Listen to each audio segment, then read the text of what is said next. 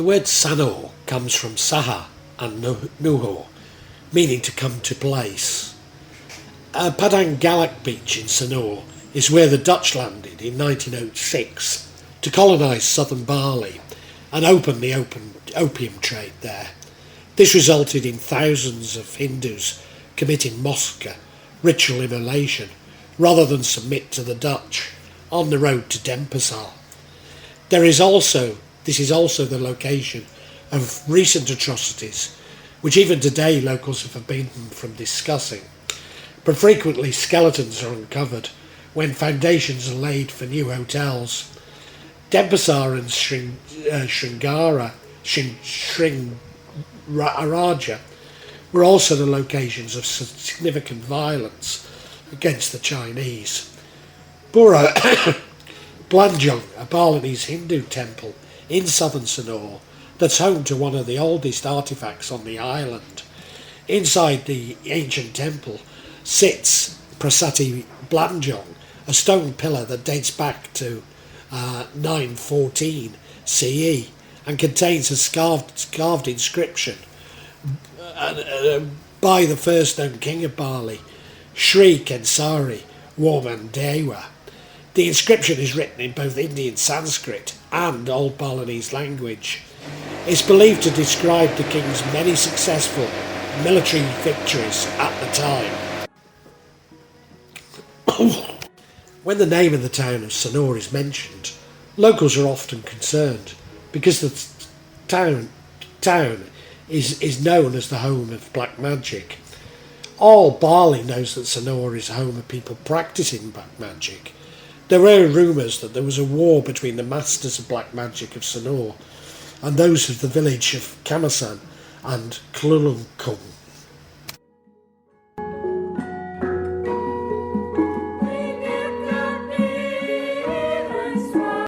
The Tanya are spirits that inhabit the rivers and ravines. It's said that they're very often active during the day when they take on human appearance in the villages. They look like us, except they have no recess between the nostrils and the upper lip. There are also Memdi, red-haired humanoids that live in tall big trees and bamboo groves near the villages. It's also said that they steal children when the sun goes down. The parents used to threaten their children with the Memdi, would take them if they behaved badly. The Tuyuls are spirits of mischievous children. It is said that there are people sent to break into houses to steal money, houses or shops to steal money. That's why often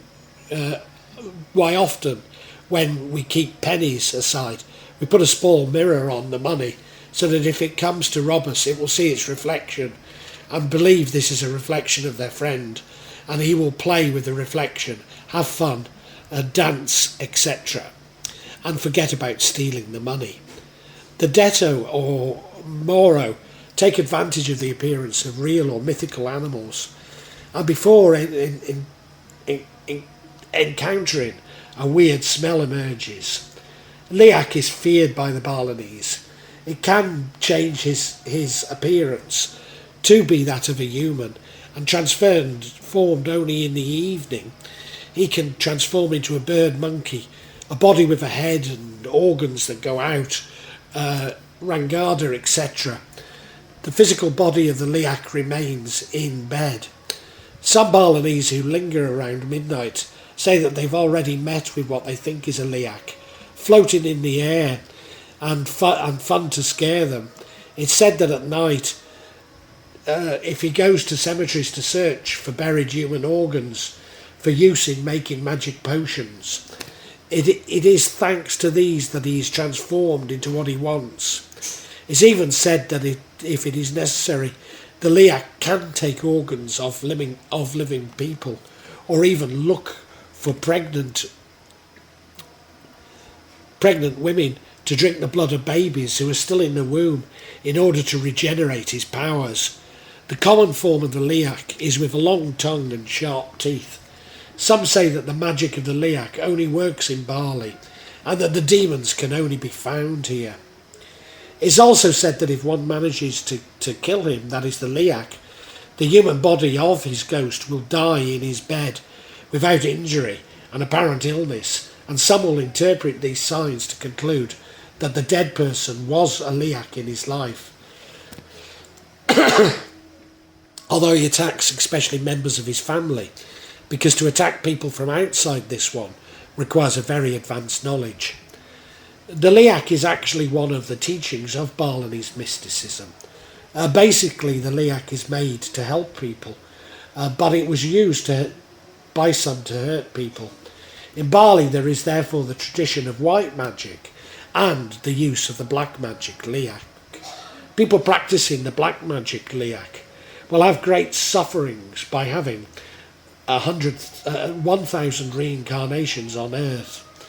The Liak usually likes to disturb children, to roam the night, and at times they also fight each other, not because of a conflict, but just to prove who is stronger. At night, in the sky, it's said to be able to see the fight between Liak as fragments of fire, like a shooting star. The Liak that loses the fight will then be, for a long time, or will die following a hemorrhage. The most sensitive people recognise that Liaks are babies who start crying if they pass nearby. Babies are very at risk of Liak attacks, especially before their 3rd month, which is why we often place on their forehead a piece of shallot. The clear smell will help keep the negative forces away from the baby. In any case, the practice of the Liak is very badly perceived because we do not realise that it is actually a kind of science that fell into the wrong hands and became dangerous because it is the base of it's not for the purpose of the Liak. Pengasih-asih. It's a magic to get someone who we loved. He or she does not have to have the same feelings. A loving compassion is a black magic used to conquer the heart of the loved one. It is used through different objects, bewitched ring, belts, etc. However, it will have no effect on someone who has great faith. Cetik-cetik, a poison a person via black magic. Cetik is intoxicated food that can only be seen by the 6 senses. The science of black magic is controlled when the spirit and can attack the victim in general when there is a party. The person targeted by this dark magic may not be hurt if they have faith or their soul is not in disarray. There are 2 kinds of Cetik, the one with immediate effect and the one with the effect of longer term, that is about 6 months. In order to avoid being a victim of Cetik during feasts, Balinese typically do things like putting salt on the food. Salt is supposed to neutralise the Cetik. Throw some food and drink on the ground so that the food contaminated will cause the Cetik to lose his strength when he touches the ground, or to pray to the god Nagejo.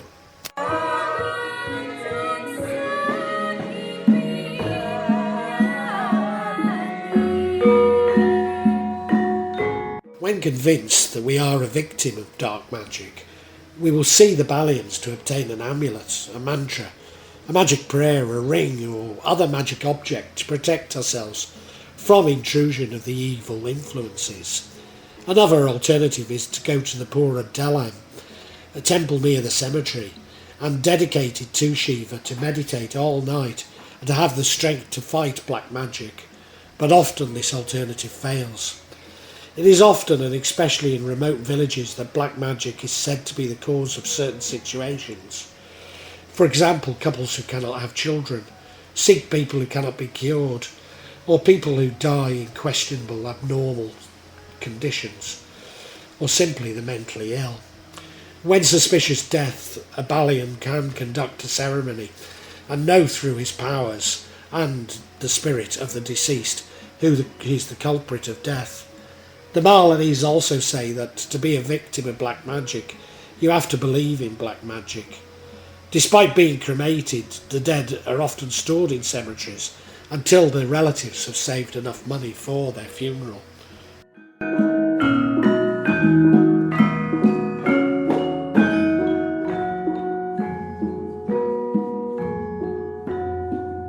The Kuntilanak is a pregnant woman or a woman who died in childbirth. It's found mainly in Java. The characteristics of these spirits are screaming, crying, likes old buildings or destroyed buildings, often resides near a watercourse, loves the child's flesh. We refer to her as a kidnapper. The Kuntilanak likes to terrorise people for revenge and is often seen with a frangipani flower. She likes to eat babies and prey on pregnant women, but will not often attack them if they have something edged with them, such as scissors, knife, etc. This is why one finds in a room of these pregnant women some objects in order to keep away the Kuntilanak.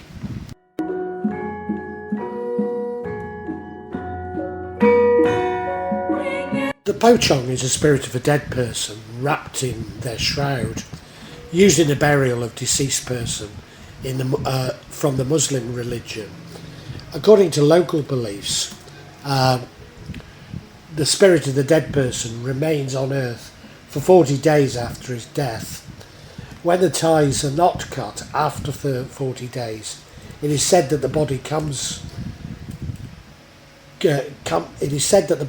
out of the grave to warn that the spirit needs to be released. Once delivered, the spirit will go away and not reappear. Because of the knot at the end of the shroud, the Pocong cannot walk and move, but would jump like a rabbit. But more than anything, the Pocong has the ability to fly and teleport.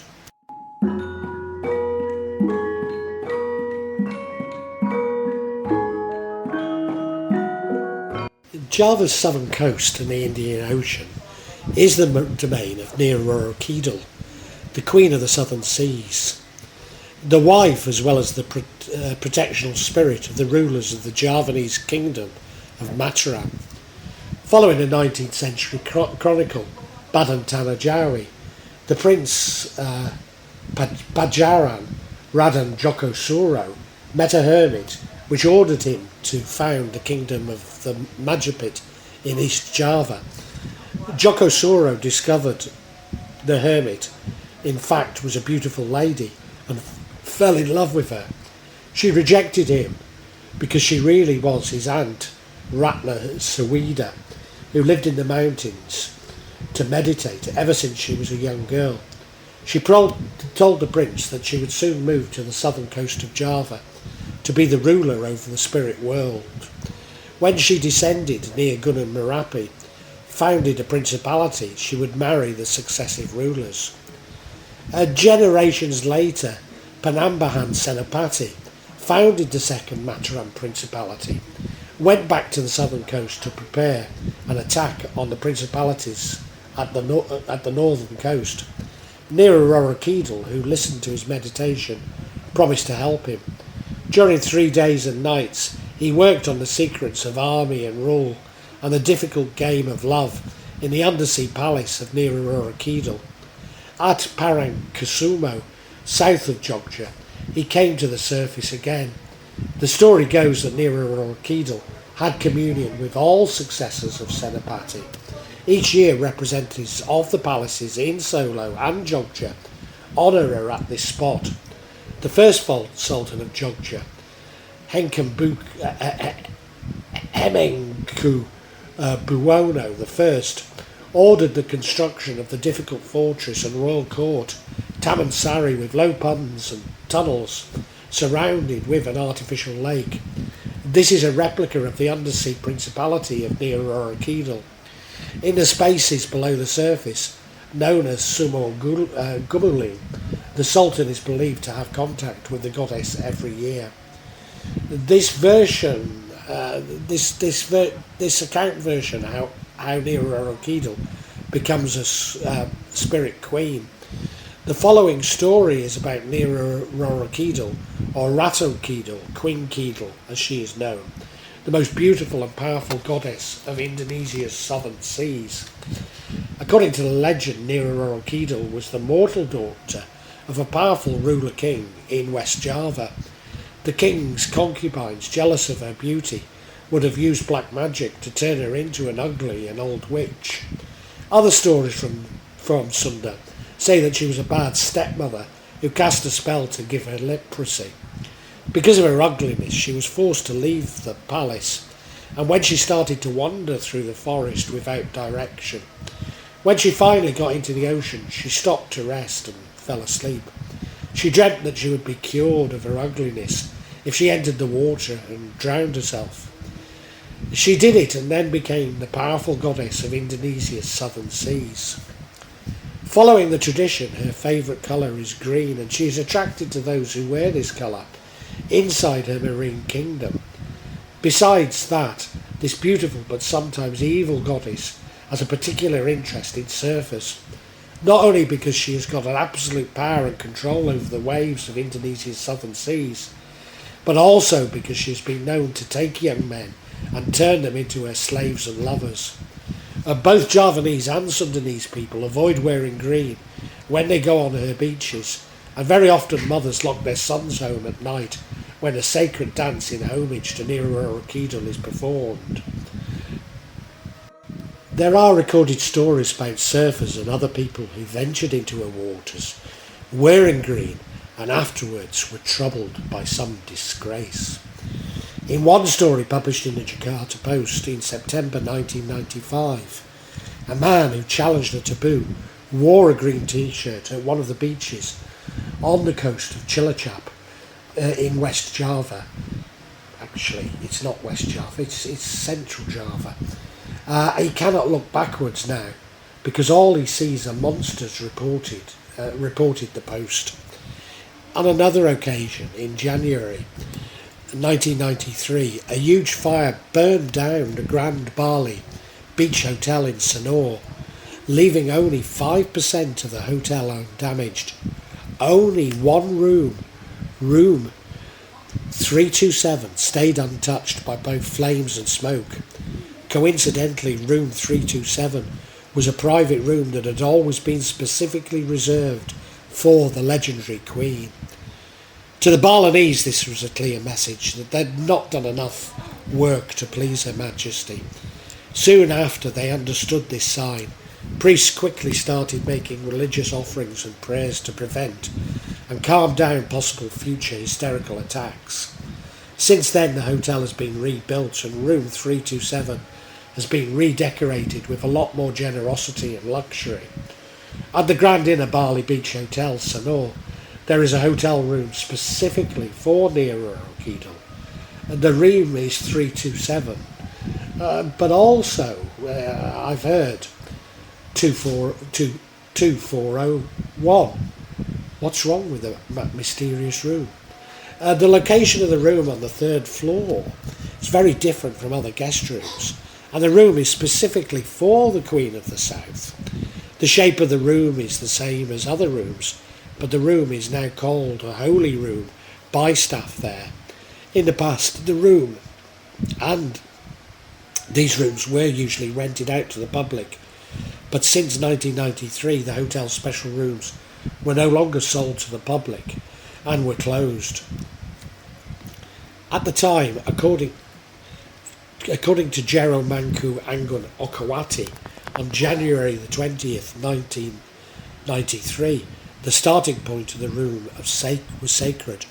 The hotel, which used to be called the Bali Beach, burned very badly for 3 days and 3 nights without ending. The fire engulfing the entire hotel room, buildings, and even the coconut trees far away in the building were hit and burned. Surprisingly, room 327 didn't catch fire at all. The hotel staff couldn't figure out why this room was the only thing that didn't catch fire, even though the fire was spread into all parts of the hotel. The room was originally built to house the Queen of the Southern Seas, Bali Beach, which has now changed, was the first hotel in Bali and was built in 1962 using land confiscated from the Japanese army at the time. At the time, President Sukarno served as the first president of the Republic of Indonesia. And there were people who wanted to build hotel rooms at the edge of Sanur Beach for the ruler of Roro Kidul. The room was built at the time in a Grand Bali Beach hotel. After the incident occurred on September the 30th, President Sukarno felt that while the hotel was still in the construction stage.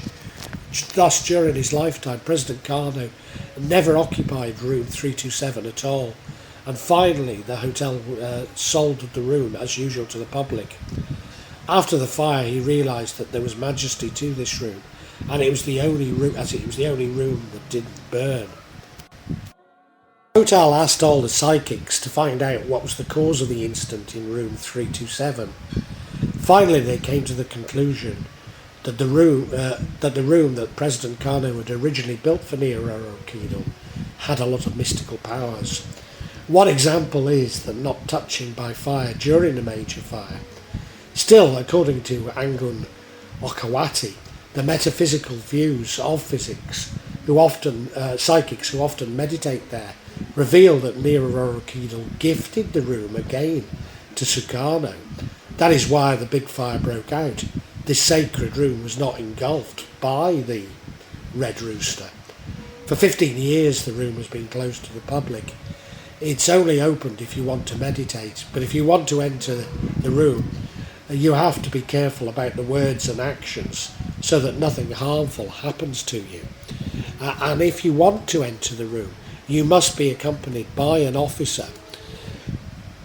Many people say that people who meditated there at the time would have met President Sukarno and Roro Kidul. That was about room 327, but there is another room that I mentioned, not far from the hotel. It's namely the Cottage 2401. The atmosphere in this room feels more mystical because the ornaments in all the rooms are covered in green, starting from bedsheet curtains, pillowcases, etc. Even the beauty of the Queen's makeup mirror is decorated in green because it's the regalia of Roro Kidul. The dining area is also green, such as the plates, forks and offerings. The ones who cleaned this room was Dawi Sudarasana, a retiree from the Bali Beach Hotel, who is now in Pendanda. The room was built in 1972. Actually, it is the same as room 327, only here it is specifically for Roro Kidul, whereas room 327 was for President Sukarno and Roro Kidul. He who looked after the room for 10 years and who always gave offerings every day, morning, afternoon and evening. In that there are two rooms.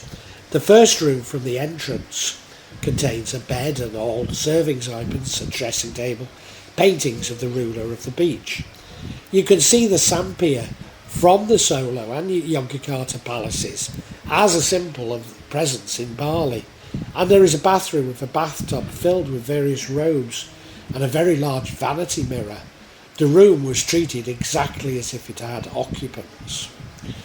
A review by Andre V on TripAdvisor, 21st of October 2018, seems to suggest that he'd seen Roro Kidul whilst being completely unaware of the legend. I had two nightmares. Ironically, I was in the hotel and I saw a woman dressed in green, wearing a crown and staring at me. And the second nightmare was the same woman appeared, and this time she was angrily staring at me. Room smells like a rat toilet. It's disgusting at night time. I feel someone is next to me.